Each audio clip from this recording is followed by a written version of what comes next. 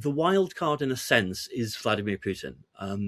He must be emboldened by what's happened over the past 6, 9, 12 months. He knows now that Donald Trump is not fundamentally or ideologically committed to Ukraine in any way, however you view Joe Biden's commitment to it. And he knows that Trump will take anything which looks like a way out, which is a deal. But equally, he knows that Trump will get bored. And Putin, I think, is a man who could probably sit and stare at wallpaper for 20 years and still be focused, because that's how he operates. We've seen an expansion of the sanctions. The United States boarding a Russian-flagged ship in the middle of the Atlantic, albeit because it had Venezuelan links. But we've now seen the French commandos do this a similar thing to a shadow fleet ship in the Mediterranean. Assisted by, of course, the UK military, who monitored the ship as it went through the Straits of Gibraltar. So there had to be joint UK and French involvement. But do you think we are starting to see a sea change politically that is going to allow us to deal with this shadow fleet that Putin seems to be relying on so much? I think there are signs of optimism there. You're right in that, we are now being more robust than we were a few months ago. And, although it pains me to admit it in a way, some of that is due to Trump's action in Venezuela, because I think he's now emboldened that he can take decisive, quick, glorious action which will make him look good. Again, the problem is this needs to be sustained. If we do it once or twice, it looks great in the headlines, and there's an eternal truth, as you will know much better than I, that everybody loves special forces. People just they're right from the Iranian embassy siege back in 1980. People can't get enough of that kind of thing, and they see it as dynamic and really getting into the sort of hard kinetic end of warfare. But if we do it for half a dozen ships, that's fine, but it won't really put a dent in it. If we can change Russia's behavioral patterns, that's different. If it starts to look like a sort of mode of engagement that they can no longer pursue because it's too hazardous economically from their point of view, that could change things. So baby steps, but it is one of the rare sort of moments of sunlight, I think, at the moment. But reading the political tea leaves, at home and across Europe, what are you seeing? If you were in a position where you're helping prepare questions and subject matters for the Defence Select Committee to sit and look at the moment, both domestically, but a bit of poetic license expanding out into having a look at where we fit in with wider European and NATO defence.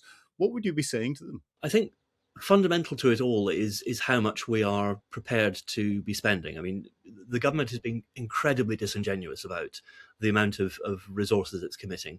We're told something like a 28 billion shortfall in the defence budget over the next 3 or 4 years. The Strategic Defence Review wasn't a bad document. It was oddly timed and it had some peculiarities, but it had some good ideas behind it. But it requires, as the people who wrote it have said, it requires resources, and it requires also determination to have this conversation about defence that we've been talking about a lot, to make it this whole nation effort. The government simply isn't doing that. And it's talking about the biggest uplift in defence spending since the Cold War. Well, that's fine, but we currently have 14 artillery pieces, no medium helicopters. We're retiring lots of our armoured fleet. Some of the armoured fleet may actually be injuring our soldiers, so they have to leave the service. Huge gaps here, which are not being addressed properly.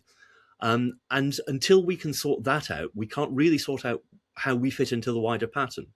Because there is an issue about, the Defence Committee wrote a report on this at the end of last year, our contribution to European defence. And we are falling down on our NATO commitments already. We're falling down on Article 3 of the North Atlantic Treaty, which is preparing yourself for defence and resilience. Article 5, Article 6, these are very dangerous issues to be neglecting. And I think the really worrying thing, and this started to emerge last week, is that not only do our allies know this, they've known this for some time, but they're now starting to say it publicly. And I think when, people who are our NATO partners are saying publicly, if anonymously, the British aren't ready to fight, they don't have the capacity, then we really are in tricky waters, because nobody wants to say that about their allies. They do it for a reason, and the reason is a kick up the arse to get us moving, and we desperately need that.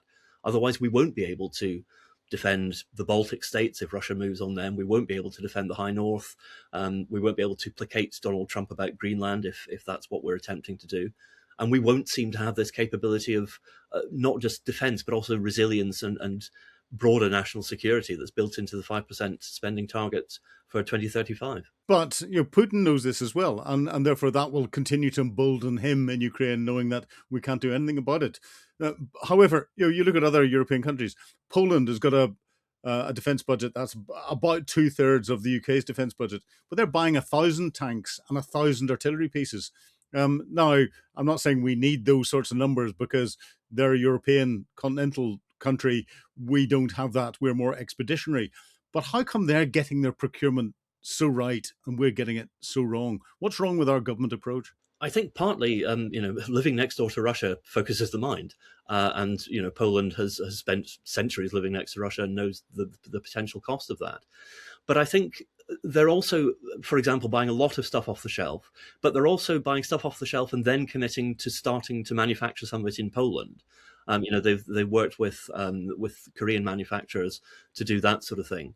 We still are not at that stage. We still have this idea that everything we buy will be bespoke, it will be gold plated, it will be the best that you can get. And the problem with that is that you sort of overload the spec so much that it takes 10, 15 years to get the equipment in service. And the world's moved on. And the world's moving on even more quickly now than it was 10, 15 years ago. And there is a real danger that stuff we're committing to now could be genuinely out of date by the time it comes into service.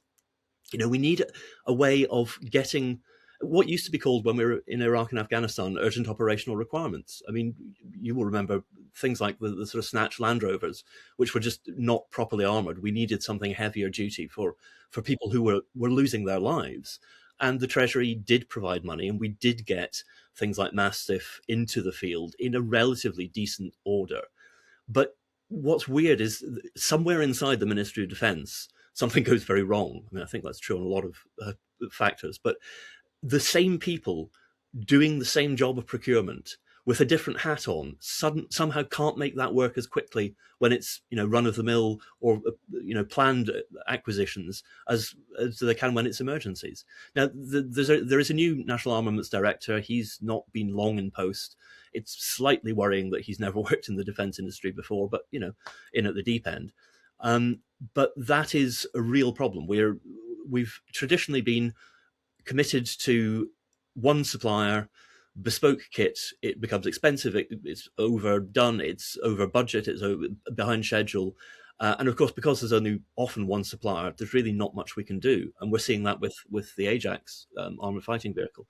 There has to be a revolution in the MOD, and I don't know how we do it at the current situation. Do you think there are real lessons that we can pull out from the way the Ukrainians are approaching their innovation for the battlefield? And, whilst we're not fighting, we should be watching what they're doing and starting to emulate the good parts of that so that we can rapidly grow what's needed for the new current battle space. Absolutely. I mean, I think I was writing several years ago in City End that whatever else happens, we need to be paying incredibly close attention to how combat is changing, how doctrine is changing.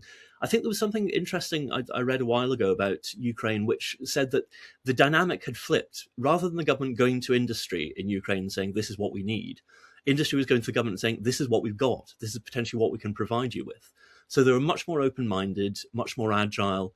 And I think that's why, for example, you've got such rapid advances in drone technology, because the government was willing to take a punt. It was willing to see what the private sector, which is always going to be faster to adapt, which is always going to be more innovative, had to offer. And it's kind of built its doctrine around what's available, what's happening, what the Russians are doing, but also where it thinks it's strongest. And I think that may be something we also haven't decided. What are we best at? Because it's becoming increasingly clear, I think, that we are increasingly unable to do everything. And yet we're still trying. We're trying to be the US in miniature. And I'm not sure that's long-term sustainable. And we are perhaps going to have to make some hard choices. The problem is, at the moment, we've made those hard choices by default because we just don't have the capabilities. We need to be much more thoughtful about it and make some informed choices rather than just have them thrust upon us. So where do you see 2026 going with the war in Ukraine? I have a horrible feeling that we will come to the end of the year and the front line will largely be the same. There will be a lot more dead Russians, a lot more dead Ukrainians. Um, the wild card, in a sense, is Vladimir Putin. He must be emboldened by what's happened over the past 6, 9, 12 months. He knows now that Donald Trump is not fundamentally or ideologically committed to Ukraine in any way, however you view Joe Biden's commitment to it. And he knows that Trump will take anything which looks like a way out, which is a deal. But equally, he knows that Trump will get bored. And Putin, I think, is a man who could probably sit and stare at wallpaper for 20 years and still be focused, because that's how he operates. I think he, we talk about the Chinese having a much longer view on history and things like that. I think Vladimir Putin knows that he can wait the West out. And we also have a lot of political volatility in Western Europe. We've seen the rise of nationalist, populist, far-right parties, call them whatever you want to, many of whom take a strikingly different view on solidarity with Ukraine, international laws, international norms, multilateral organizations. And, as elections come and go over the year, I think we could see a weakening of people's or a changing in people's priorities, because we saw when the aid budget was cut, people were saying, well, look, we need to focus on what's going on at home.